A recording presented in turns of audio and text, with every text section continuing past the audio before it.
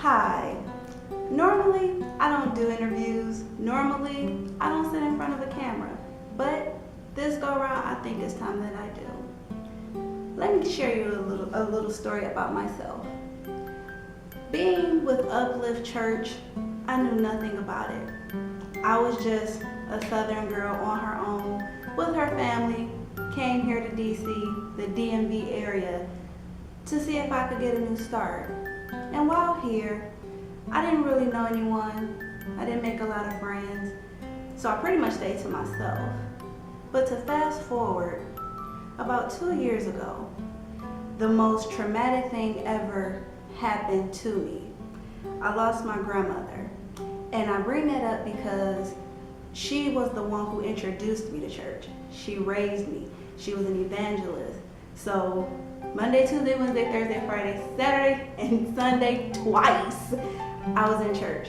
Revivals, potlucks, fish fries, you name it, I was there.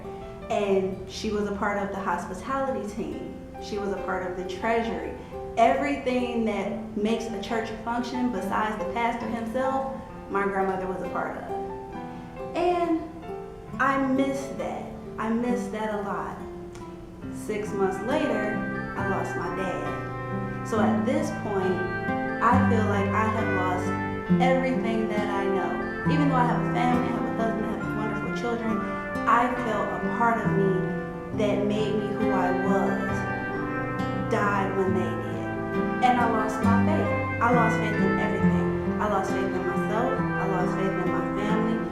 Hell, I lost faith in God, which is really traumatic and really strongly to say, but I did. Because in my head, I'm like, why is this happening? 6 months, can I at least get over the first one? And then I met Pastor Ball. Now, I had seen him a couple of times in my building, and we would say hi and bye because, you know, Southern people know Southern things, so it was always a Southern hospitality feel. And then one day he reached out to me, he said, hey, do you go to church? Have you been to church? And I was reluctant at first. And I said, yeah, you know, gave him the story, you know, about my grandmother and all. He said, well, I want to talk to you. I was real like, okay, let's see what he's talking about. Long story short, little did I know, he gave me the hope that I was lacking. He gave me the faith that I had lost. He actively took the time out to listen. He didn't judge me. He didn't ridicule me. He didn't call me a heathen and say, well, you've been out of church for X amount of time and you need to get your life back on track. But I already knew I needed to get my life back on track. I just didn't know how or which way to go in order to do so. And he's assisted me in doing that. And as a part of that, I'm now a part of a wonderful establishment. And it's bigger than just Uplift. This is bigger than anything that I've ever been a part of. And that's Uplift. Not only do we uplift minds and uplift hearts and uplift spirits, we change lives. And I have a testimony to that because he changed mine. So, in closing, I just want to say it was the best thing that's ever happened to me.